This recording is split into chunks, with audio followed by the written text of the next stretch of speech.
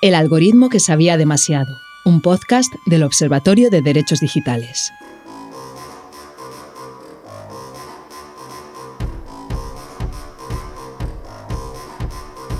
Hola a todos, esto es El algoritmo que sabía demasiado, un espacio en el que vamos a reflexionar sobre la importancia de nuestros derechos en el entorno digital. Un saludo de Chema Valenzuela. Es capaz de impulsar nuestra creatividad, convertirnos en trabajadores más eficaces y hacernos avanzar en campos tan importantes como la ciencia y la salud. También nos ha mostrado al Papa vestido de Balenciaga, a Donald Trump arrastrado por la policía, a escritores capaces de publicar varios libros en un solo día o a cantantes ficticios que firman contratos con discográficas de verdad. Y todo esto es solo el principio. Bienvenidos a la era de la inteligencia artificial. Lo hemos dicho tantas veces que parece un tópico, pero no nos queda más remedio que seguir repitiéndolo. La inteligencia artificial está avanzando muy deprisa. Eso no quiere decir que tengamos que tenerle miedo, sino que tenemos que aprender a usarla de una forma ética y responsable, protegiendo nuestros derechos y los de los demás. Especialmente aquellos derechos que tienen que ver con la protección de datos.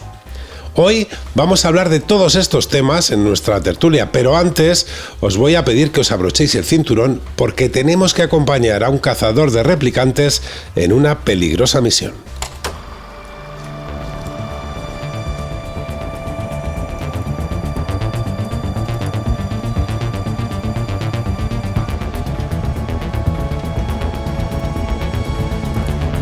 Una peli en un minuto. Fueron diseñados como copias de seres humanos en todos los sentidos, excepto en sus emociones. Pero los diseñadores creen que al cabo de unos años pueden desarrollar sus propias respuestas emocionales. Rick Deckard vive en una ciudad futurista donde las personas se hacinan bajo la lluvia y el humo. En este entorno distópico recibe una misión: encontrar y eliminar a un grupo de androides esclavizados que se han rebelado contra el sistema.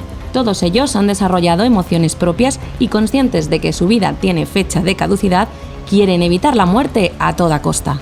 Así arranca Blade Runner, una película de culto que plantea qué ocurriría si los robots generaran emociones, tuvieran recuerdos y pudieran preguntarse de dónde vienen, a dónde van y cuánto tiempo les queda antes de morir.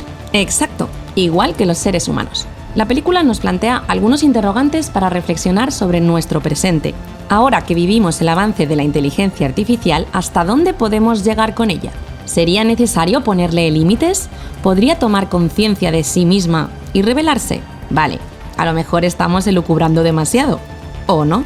Para saberlo, tenemos con nosotros a Jorge Barrero, director general de la Fundación Cotec, y a Noelia Amoedo, cofundadora de Mediasmart. Bienvenidos.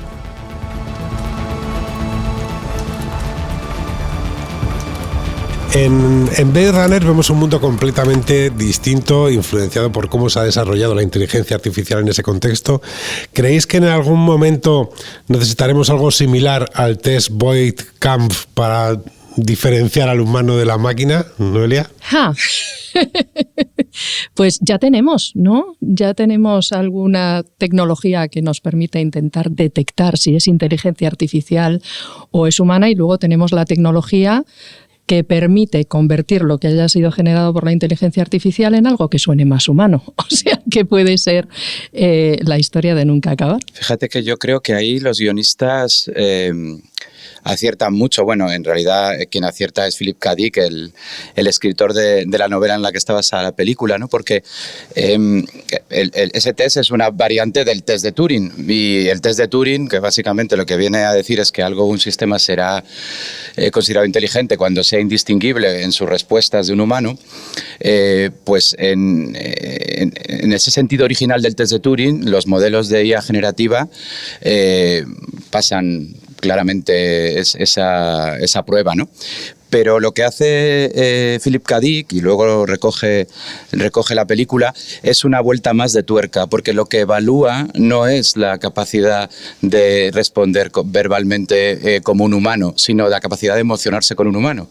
Y estamos justamente en ese punto. O sea, es ese punto el que todavía no superan esos modelos. O sea, que en realidad se equivocó muchas cosas, Philip K. Dick, que además yo utilizo normalmente la peli de Blade Runner para explicar cómo fallan las predicciones, luego si quieres os lo cuento, pero en esta creo que acertó. A mí me sorprende que tengan ventiladores. Bueno, ¿no? Yo es que, vamos, me venía preparando para este podcast desde 2019, que es el año en el que está, digamos, ambientada la película, porque desde entonces utilizo el modelo de Blade Runner, ¿no?, para hablar de los distintos tipos de predicciones fallidas, ¿no? Las cosas que no llegan nunca, como los coches voladores, que ya están en las novelas de Julio Verne, las cosas que llegan más despacio de lo que uno esperaba, como es el caso de la propia ingeniería de tejidos. O sea, no puedes fabricar un ser vivo completo, pero puedes fabricar tejidos ya, ¿no? ¿Os acordáis de la fábrica de ojos, no? Bueno, ojos completos no, pero sí se pueden fabricar tejidos oculares, ¿no? Y luego hay otro par de tipos de fallos, ¿no? Están las cosas que llegan, pero de una manera distinta a la que los guionistas imaginaron, ¿no? Que es el caso, por ejemplo, de cómo se resuelve el problema de las barreras idiomáticas, que no estamos muy lejos de tener una interlingua, ¿no? Ese esperanto que usa la película, pero estamos a punto de conseguir que la inteligencia artificial rompa definitivamente las barreras del lenguaje. Y la cuarta, y acabo, porque es la más interesante en realidad, ¿no? Son las cosas que ya existían en el momento en el que se rodó la película y los guionistas no supieron ver, incluso aunque estuvieran muy cerca de ellos, ¿no? Y hay dos ejemplos. El primero es la telefonía móvil. Si os fijáis, hay una escena en la que Deckard va a una cabina que paga además con monedas. Es una videocabina, es verdad, pero vamos, se equivoca en dos sentidos. No hay que pagar con monedas y no hay cabinas, ¿no? Y luego hay otra predicción fallida que es también interesante, ¿no? Que es cómo o sea, los ordenadores que aparecen en la película todavía utilizan líneas de código como para comunicarse, ¿no? O no existen interfaz gráficas de usuario como las que tenemos hoy con ventanas, carpetas y demás. Pero en el momento en el que se rodó la peli, que fue aproximadamente en 1980-81, ya existía ese modelo en fase beta en Xerox, que no está muy lejos, de hecho, de Hollywood. No lo vieron los guionistas, pero quien se lo vio fue Steve Jobs y se lo quedó para Apple, ¿no? O sea que quizá parte del futuro, si nos ponemos a imaginar, deberíamos encontrarlo o buscarlo en lo que ya está pasando, ¿no? Una cosa que no pasó en 2019 es que tuviéramos un planeta lleno de máquinas trabajando para nosotros. Pero ¿vamos a ver eso en el futuro o no? ¿Qué sucedería si tuviéramos esa, vamos a llamarlo, como ya lo llamamos de hecho, granja de robots? Se hizo muy popular un tuit de una mujer que dijo algo así como: yo quería robots para que me hicieran las tareas de casa y yo pudiera pintar, no para que pinten y yo tenga que hacer las tareas de casa, ¿no? Yo creo que estamos en un momento en ese sentido confuso, porque es verdad que vemos, no sé, en la generación de contenido de cualquier tipo, música, no solo texto, también imagen, vídeo, pues es fascinante lo que nos ofrece ya la tecnología y lo que muy pronto podrá ofrecer. Pero quizá nos falta por ver esos otros usos que esperamos, ¿no?, que nos hagan la vida más fácil. Yo creo que es peligroso el tema de tener a las máquinas en una granja esclavizadas, porque, de nuevo, si pueden ser casi indistinguibles de los humanos, o si no, incluso podemos creer que las estamos esclavizando, pero los que nos esclavizan son las máquinas, ¿no? Entonces es muy fácil quedarnos nosotros del otro lado. Ahí la película lo que plantea es una gran crisis de identidad, que sí que puede tener mucho que ver también con nuestros propios derechos, porque tenemos derecho a saber que lo que tenemos delante es una máquina o no, porque en este caso es hacia donde evoluciona la tecnología. Y hay algo que también me gusta de esa reflexión, ¿no? Es que en ese mundo, que es diferente en muchos sentidos al que al final pues, hemos construido, pero también en algunos se parece. En ese mundo lo natural se valora mucho más que lo artificial. Es decir, ellos imaginan pues esos animales, ¿no?, que realmente son copias idénticas de lo que podría ser un animal real, pero lo que se busca es el animal vivo, la serpiente viva, no la serpiente que parece viva, ¿no? O sea, que la fascinación por lo mecánico desaparece y vuelve una fascinación por lo verdaderamente natural. Y eso yo creo que en algunos sentidos puede llegar a pasar. La inteligencia artificial nos superará en muchos sentidos, también desde el punto de vista creativo, pero habrá un punto en el que nos gustará ver a un humano interpretar un instrumento o una obra de teatro, por muy bien que pueda hacerlo una máquina, ¿no? De acuerdo, y me gusta ese mundo en el que al final se valora más lo que es verdaderamente humano. Tendríamos que hablar también de qué es verdaderamente humano y qué no es. En la película que también es la empatía. un dilema. Exacto, la empatía. Pero con respecto a lo que decías, ¿tenemos derecho de saber que lo que tenemos delante es una máquina? Yo creo que sí, porque si no sabemos lo que va a pasar, pues mejor por lo menos saberlo. Pero el saber no supera la percepción. Quiero decir que muchas veces, aunque sepamos que es una máquina, no la percibimos como máquina, porque a lo mejor creemos o pensamos que tiene empatía más allá de que la tenga o que no la tenga, ¿no? Entonces, eso en sí mismo, porque nuestro cerebro al final evoluciona mucho más despacio y la percepción todavía importa más aunque sepamos, ¿no? Entonces, eso puede traer muchas consecuencias también. Entonces, creo que sí tenemos el derecho a saberlo, sin duda, pero que pueden pasar cosas aunque lo sepamos. Fíjate que en ese sentido hay ya muchas recomendaciones de cómo debemos dirigirnos, ¿no?, a la inteligencia artificial. Debemos hablar de una inteligencia, de varias inteligencias, debemos incluso hablar de inteligencia. Y estamos antropomorfizando algo que todavía, por supuesto, no tiene ni expresa emociones ni una experiencia física, no tiene piel para estar en contacto con el mundo. Sin embargo, ya parece que le tratamos de tú a tú. Y ahí no quiero reventaros el eslogan, pero vuestro propio título está atribuyéndole al algoritmo una propiedad que no tiene, ¿no? Porque saber es algo que es propio de absolutamente cierto. De los seres, ¿no? En la película, al final hay un dilema, y es si los humanos y la inteligencia artificial, en este caso los replicantes, tienen que tener los mismos derechos. Esto es un debate que no tenemos a día de hoy y lo tendremos a futuro. Sí tenemos el debate sobre si nuestros derechos varían o no en la relación con esas máquinas en el entorno digital. ¿Cómo creéis a qué derechos se mantienen? ¿Tenemos unos derechos especiales en esa relación? ¿Valen los que tenemos? Yo creo que en esencia los derechos fundamentales que ya conocemos y que aplican al mundo real, bueno, que el digital ya casi es tan real, en esencia se mantienen. Lo que tenemos es que entender qué significan esos derechos en el nuevo contexto.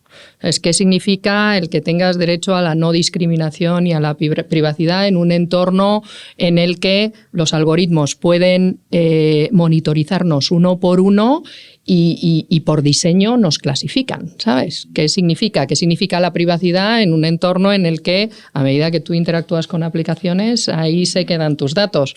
¿Qué derechos de autor? Pues qué significa en un contexto en el que tus creaciones vayan a alimentar algoritmos que luego van a crear contenido distinto que se ha basado para entrenarse en ese, ¿sabes? Pero ¿qué significa el derecho a la libertad de opinión y expresión en un entorno en el que tienes algoritmos que amplifican cierta información y que bloquean otra? Exacto. O sea, todos los derechos humanos que tienen una transposición a veces es más obvia y a veces menos en el mundo digital, pero es probable que las tecnologías, a medida que avanzan, nos planteen cuestiones que implican una extensión de esos derechos. Estoy pensando ya no tanto en la inteligencia artificial como en la propia neurotecnología, ¿no?, donde puede haber máquinas que te lean el pensamiento o que te cambien el pensamiento, ¿no? Eso es un ejemplo de algo que pues, no puede estar en la Carta de Derechos Humanos porque está a años luz de lo que pueden estar pensando, ¿no? De la misma manera que igual tenemos que pensar en extender ciertos derechos a otras especies. Sabéis que hay un movimiento que ahora nos parece ridículo, pero quizá no le parezca a nuestros nietos, para extender ciertos derechos a los primates. En la medida en que estemos creando una especie, por decirlo de alguna manera, distinta a la nuestra, a la que tendremos que en algún momento también decidir si le damos derechos y le asignamos obligaciones, a lo mejor también nos hace reinterpretar lo que estamos haciendo con otras especies, otras inteligencias, ¿no? O sea, sobre todo las más cercanas, ¿no? Entonces, eso, por suerte, no, creo que no lo voy a ver, pero vamos, o sea, sí tendría la curiosidad de saber cómo se resuelve el dilema, pero me parece una auténtica movida, vamos. En Blade Runner, volviendo a la película, el humano, para defenderse de la supuesta amenaza que puede suponer el desarrollo tecnológico, le pone ciertos condicionamientos a la máquina para proteger sus propios derechos y que no se le vuelva en contra, ¿vale? Como por ejemplo la obsolescencia programada de 4 años. A los 4 años un replicante muere, ¿no? ¿Qué medidas podemos tomar o qué tenemos? Obviamente está igual, cada 4 años sería muy costoso cambiar todo lo que tenemos, pues, hombre, pero ¿qué medidas podemos tomar para prevenir? Si lo fabrican los actuales fabricantes de móviles, no llegarían a 2. ¿Es verdad? Ya se les queda largo 4 años. ¿Qué medidas podemos tomar para que la inteligencia artificial respete nuestros derechos desde su propio diseño? Yo creo que lo primero, la transparencia, ¿no? Si es que, ¿cómo vamos a poder opinar sobre una caja negra que desconocemos, ¿no? Entonces, si no hay una transparencia en lo que está dentro, es que ya cualquier otra valoración que se pueda hacer, o sea, no sabemos ni siquiera qué podemos controlar, porque nadie nos ha dicho cómo funcionan. Y es más, te asusta todavía más cuando los propios, digamos, diseñadores de estos modelos se fascinan con la aparición de propiedades emergentes que no están inicialmente en sus planes. O sea, porque que no lo sepamos nosotros ya es dramático, pero que no lo sepan ellos todavía lo es más, ¿no? Pero eso es parte de lo que lo hace precisamente tan potente. Sí, por supuesto. ¿No? Sí, sí. A ver, en Blade Runner lo que sucede, a ver, como yo lo entendí, es que te planteabas el que más que qué derechos tenemos que o qué tenemos que hacer con respecto a proteger nuestros derechos como humanos, yo lo vi como proteger los derechos de seres que eran conscientes, ¿no? Entonces, es un debate, claro. Ese es el punto de vista de Descartes. Claro. Y el punto de vista de la Tyrell Corporation para poder fabricar los replicantes es que caducan. Sí, exacto. Entonces no son una amenaza porque antes de que desarrollen la empatía los quitamos de circulación. Exacto, y entonces ya no me meto en ese lío de si estoy siendo cruel con un ser que es consciente o no consciente. Me voy a poner un poco friki, pero en la versión del director, el director's cut, Descartes es un replicante. Claro. O sea, quiero decir que entonces sí que, o sea, nos ha estado engañando todo el tiempo porque sí que es exactamente igual que un humano, exacto, ¿no? Exacto. Entonces, el que no haya visto la película, hay 2 finales. Uno aparece un unicornio de papel al final y el otro no. Ajá. Entonces, la cuestión es, también tenemos derecho a crear estas entidades que sean indistinguibles de los humanos.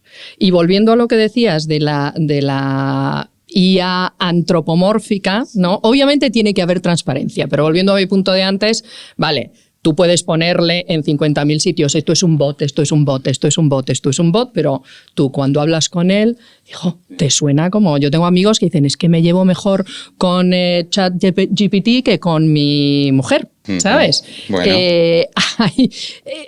Hay ejemplos de, no sé si conocéis aplicaciones como Character AI,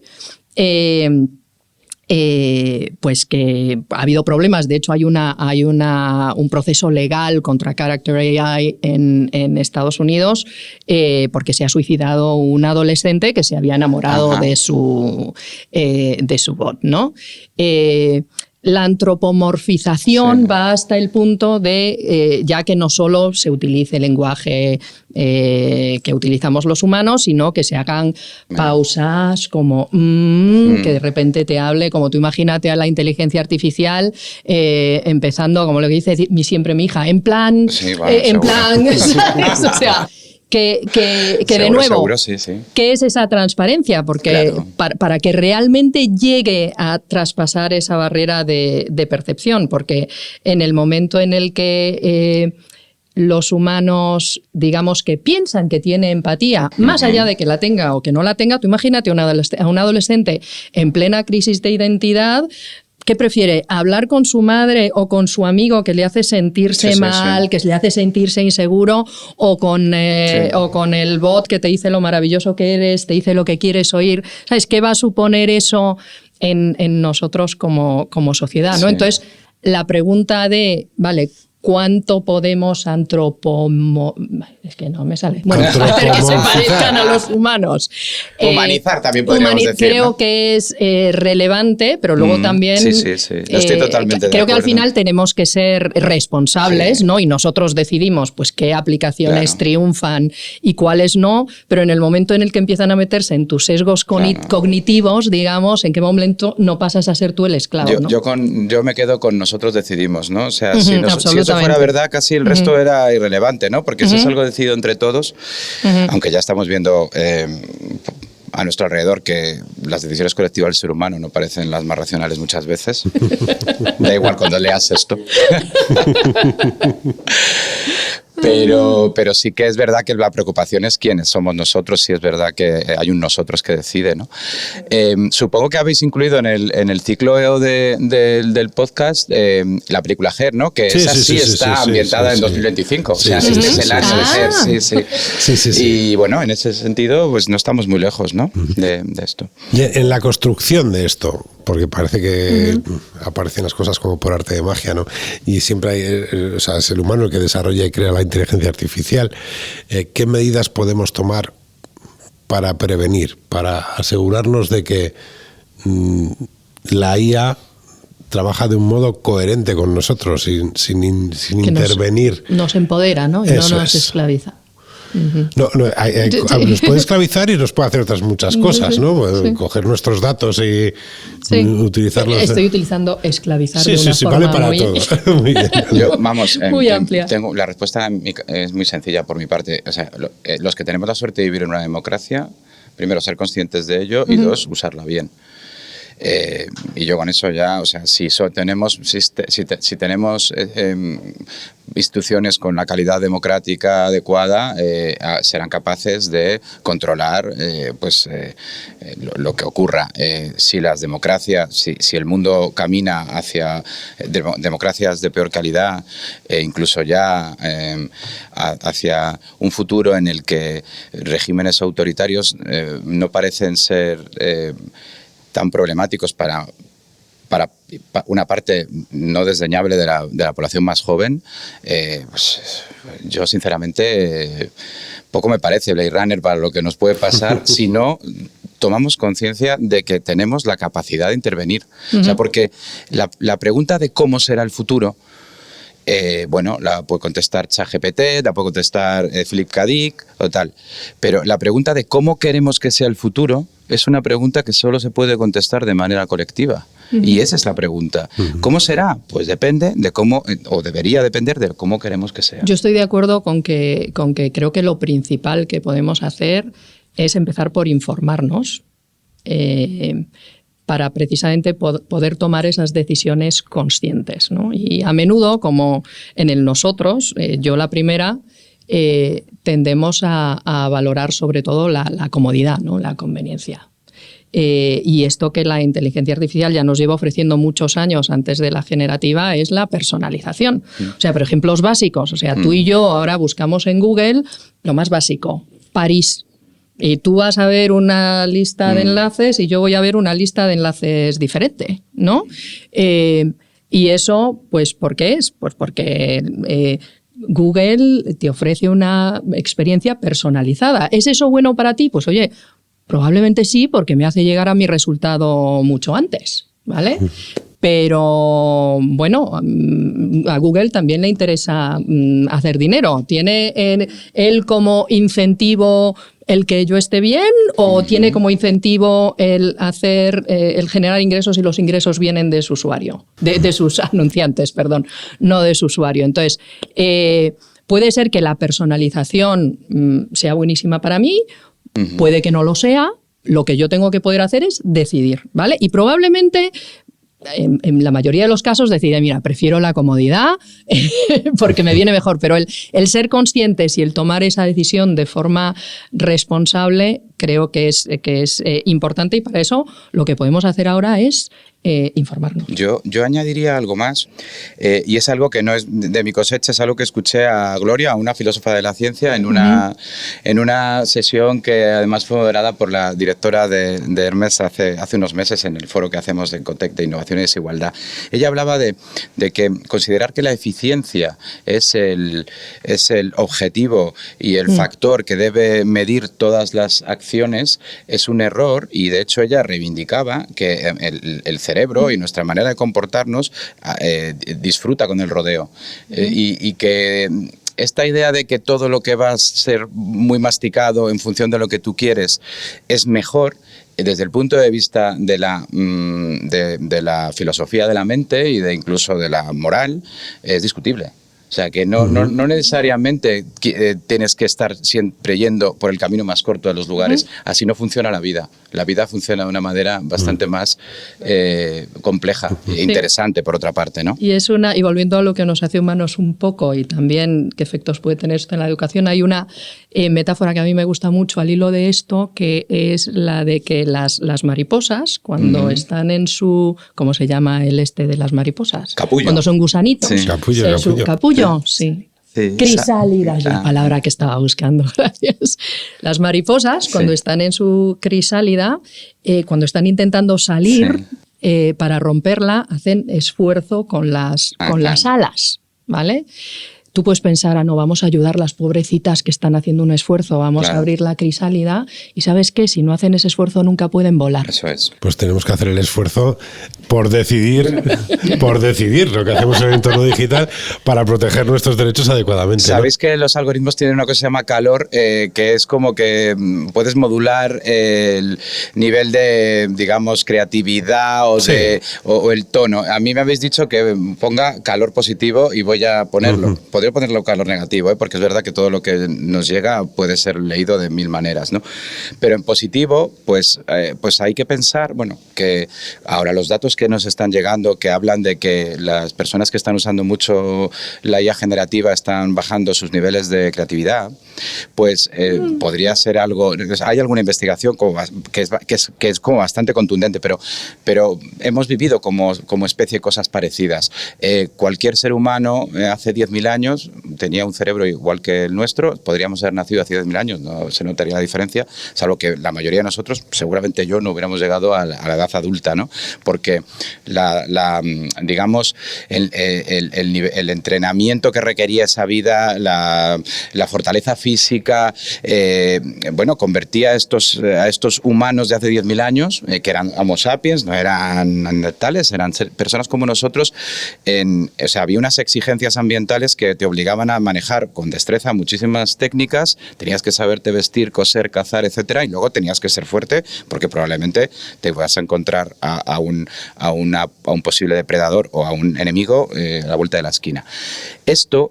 ¿Qué ha pasado? Que nosotros hemos llegado a una sociedad muy sofisticada que permite que personas más débiles, y aquí puedo incluirme yo, lleguen a la edad adulta y además tengamos la posibilidad de que nuestros genes se extiendan, ¿no?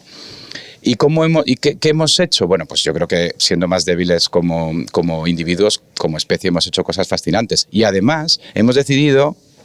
que no vamos lo de que deberíamos, todos en enero, que deberíamos ir al gimnasio y deberíamos hacer una serie de cosas que si estuviéramos en la edad de hierro no necesitaríamos hacer, pero que aquí en nuestro momento necesitamos hacer deporte para no realmente estar ya todavía más débiles y decrépitos, ¿no? Entonces, esto mismo va a pasar seguramente con la gimnasia mental. O sea, tendremos que, nuestros nietos tendrán que hacer gimnasia mental porque muchas de las tareas mentales que hoy las estamos haciendo las va a sustituir una máquina. Discrepo en algunas cosas, pero... Igual no tenemos que esperar a nuestros nietos.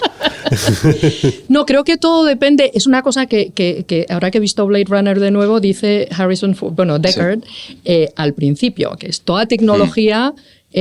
habla de los replicantes, ¿no? Todas las máquinas pueden usarse para bien o para mal. El famoso, el cuchillo puede ser para cortar o para matar. Pues del mismo modo, de nuevo, sí, y estamos a tiempo de desarrollar las aplicaciones que pueden ser herramientas que nos ayuden incluso a hacer esa gimnasia mental. Sí, seguro, Simplemente seguro. podemos tener mayores capacidades gracias a esas herramientas, ¿vale? O sea, que no es que sea que la herramienta nos aboca, ¿sabes? Los GPS hoy en día podrían seguro que haber sido diseñados de forma diferente para mejorar mi sentido de la orientación y no haberlo matado completamente, ¿no? Entonces, el cómo diseñemos esas herramientas es fundamental y nosotros como usuarios, al final, porque hablamos mucho de regulación y esa transparencia, pues obviamente la regulación puede ayudar y tal, pero nosotros como usuarios tenemos una gran responsabilidad a la hora de incentivar las aplicaciones que nos ayudan y no las otras.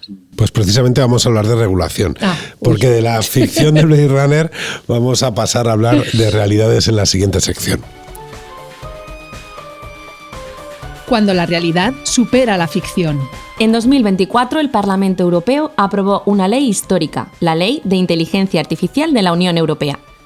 Esta norma busca un desarrollo ético de la IA. Para ello, clasifica las aplicaciones en 4 niveles: riesgo mínimo, riesgo específico de transparencia, riesgo alto y riesgo inaceptable.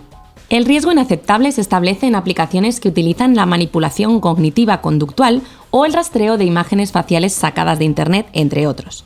Las de riesgo alto serían, por ejemplo, las herramientas de clasificación de currículums o las que buscan resoluciones judiciales. En cuanto al riesgo asociado con la falta de transparencia, tenemos, entre otras aplicaciones, a los chatbots. En este caso, deben informarnos de que estamos interactuando con una máquina. El riesgo mínimo se aplica a videojuegos habilitados para IA o filtros de spam. Con esta ley se busca proteger los derechos fundamentales, el Estado de Derecho y la sostenibilidad medioambiental. Al mismo tiempo, se pretende seguir innovando y convertir a Europa en el líder del sector.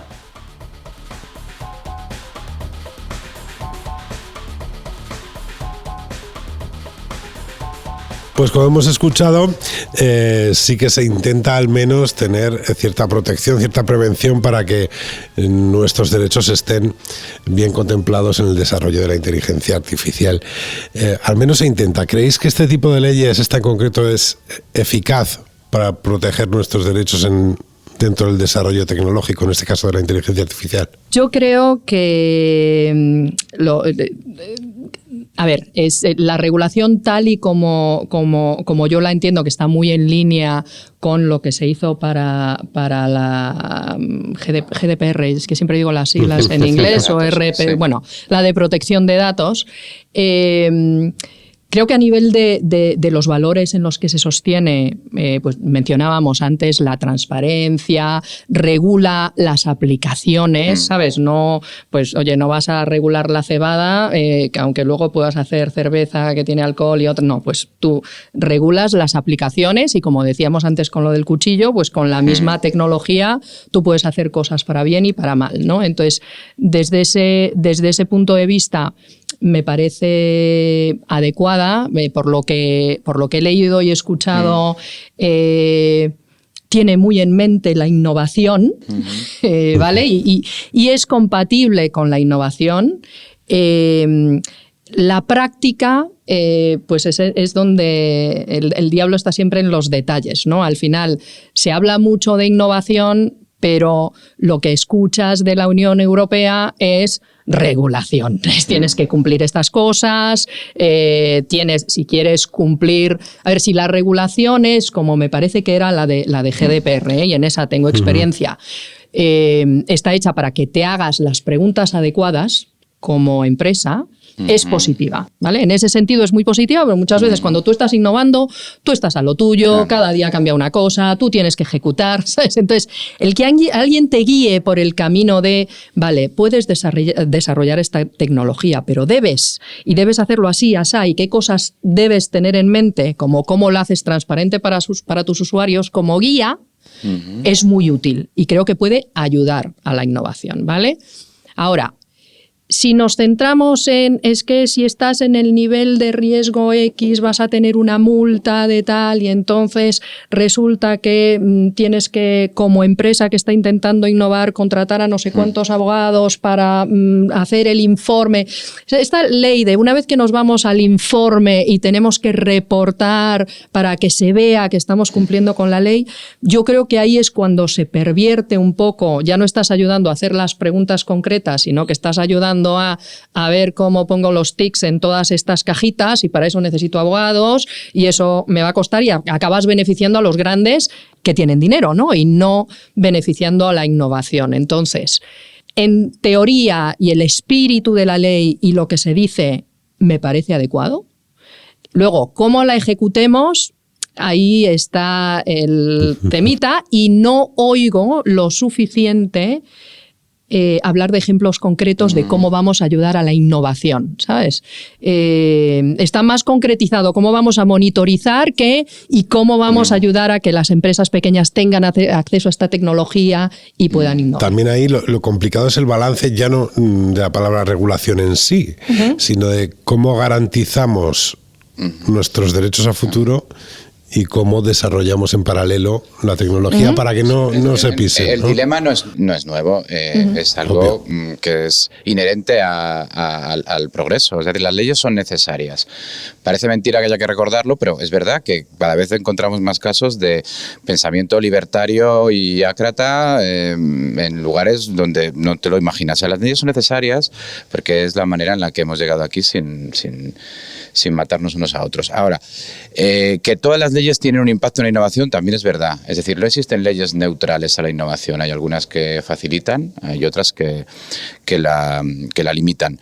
Y hay algunas que favorecen unos tipos de innovación sobre otra, ¿no? Es decir, la propia ley es igual que cuando a un artista le pones límites, pues de alguna manera estimula su creatividad. Pues las leyes también ayudan a que determinados modelos de negocio pasen en unos lugares y no en otros. Entonces, ¿tiene que haber una regulación de la inteligencia artificial? Sí. ¿Cuál debe ser? Realmente nadie lo sabe. Ahora tenemos, desde luego en Europa, en esto somos buenos, o sea, en lo de regular. Las dos grandes incógnitas que tenemos es si la regulación de la que estamos dotándonos es eficaz, y dos, es si servirá de algo que sea eficaz mientras otros lugares del mundo tienen otros modelos y esos lugares del mundo son básicamente dependemos de ellos política, tecnológica y militarmente. O sea, somos una colonia de un lugar donde las leyes son otras. De momento parece que somos la colonia de Estados Unidos, pero vamos, tenemos todo tipo de novios. O sea que podemos acabar siendo la de Putin o de los chinos, no lo sé. Pero es evidente que Europa ahora mismo, bueno, lo estamos viendo todos los días, ¿no? Se ha despertado, como dijo Josep Borrell en un evento que hicimos hace unos meses. O sea, se ha despertado, pero no es lo mismo despertarse que levantarse. O sea, pero se despierta antes, claro, para la regulación, que es, como has dicho tú, lo que hacemos muy bien, y creo que debería despertarse un poquito más para innovar. O sea, para que prevalezca incluso el propio modelo europeo, Europa tiene que pintar algo. Si Europa no pinta nada, pues el modelo europeo pues básicamente será irrelevante. Es difícil jugar cuando eres el árbitro. Claro. Para acabar y darle la vuelta un poco a este último argumento, os voy a pedir un ejemplo de desarrollo innovador en el ámbito de la inteligencia artificial que, además de impulsar la innovación, porque a veces no le ponemos adjetivos a esa innovación, impulse también nuestros derechos, nuestro modo de ser como humanos. ¿Algún caso práctico? Bueno, yo lo tengo claro porque ya lo he citado y me parece fascinante. Seguramente porque mis dificultades para hablar otras lenguas, ya se ha visto en el acento, no el mío, me parece maravilloso el poder disponer de traducción simultánea a todas las lenguas del mundo, porque eso creo que es un sueño de la humanidad. Creo que las diferencias al no podernos entender han tenido también muchísimas implicaciones políticas a lo largo de la historia. Y yo estoy seguro de que no es que lo vean mis hijos, es que yo mismo, dentro de 10 años, podré estar hablando con cualquier persona del mundo en cualquier idioma y estar entendiéndola perfectamente. Y eso me parece disruptivo. Eso me parece una disrupción. Noelia. Sí, podría argumentar que también a lo mejor no la entiendes a la perfección, porque seguro que como mejor. humanos hay muchas. Bueno, pero sí que amplía nuestros sí, desde superpoderes. luego, Necesito que hable desde mejor luego que es algo- Shakespeare, con que hable mejor que yo ya es suficiente. Hay muchas aplicaciones que ya protegen los derechos de sobre todo los niños, ¿no? O adolescentes online, y que utilizan la inteligencia artificial para encontrar muchas de esas cosas que sabemos claramente que no son beneficiosas para los niños. Hay muchas aplicaciones ahora mismo que de nuevo nos dan mucho conocimiento, pero nos ayudan a absorberlo mejor o a poder procesarlo mejor. Bueno, Google ha lanzado un montón, desde Notebook LM hasta Google Learn y otras que no están disponibles. De nuevo, el cómo utilizamos nosotros esas herramientas es fundamental, porque pueden ayudarnos a aprender mucho mejor, mucho más rápido, o nos podemos atontar. Pues mucho mejor ver esas herramientas de inteligencia artificial que a un replicante persiguiéndonos de un modo peligroso. Jorge Barrero, Noelia Moedo, muchísimas gracias por acompañarnos hoy. Muchas gracias por invitarnos.